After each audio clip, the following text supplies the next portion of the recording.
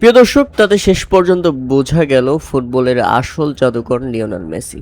ঘানার সেই তান্ত্রিককে ভুল প্রমাণ করে আর্জেন্টিনা জিতে গেল ক্যাপ ভার্দের বিপক্ষে এক নাটকীয় ম্যাচ।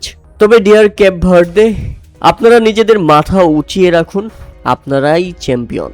আপনারা আবারও শক্তিশালীভাবে কামব্যাক করবেন সামনের বিশ্বকাপে ইনশাল্লাহ।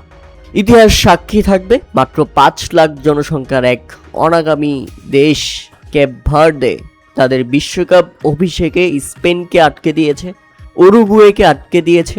বিশ্ব চ্যাম্পিয়ন আর্জেন্টিনার সঙ্গে 120 মিনিট পর্যন্ত চোখে চোখ রেখে লড়াই করেছে। ইতিহাস সাক্ষী থাকবে 40 বছর বয়সী এক ভজিনহা গোলপোস্টের নিচে কিভাবে একটা লোহার শক্ত প্রাচীর হয়ে দাঁড়িয়েছিল, একটা দেওয়াল হয়ে দাঁড়িয়েছিল।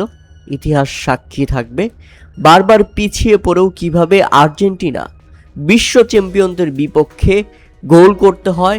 অনবদ্য এক রূপকথার গল্প লিখে গেল সত্যি ক্যাপ ভার্দে।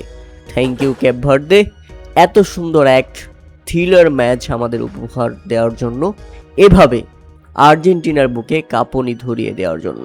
তাতে ম্যাচ শেষে আর্জেন্টিনা জয় পেয়েছে এবং খুঁজছে তারা ঘানার সেই তান্ত্রিককে। কেননা ঘানার সেই তান্ত্রিক নানা কুয়াঙ্কি বুনসাম তিনি বলেছিলেন আর্জেন্টিনাকে বিদায় করে ছাড়বে ক্যাপ ভার্দে এবং শেষ 16তে পৌঁছে যাবে ক্যাপ ভার্দে। আর্জেন্টিনার বিদায় হবে নকআউট ম্যাচেই।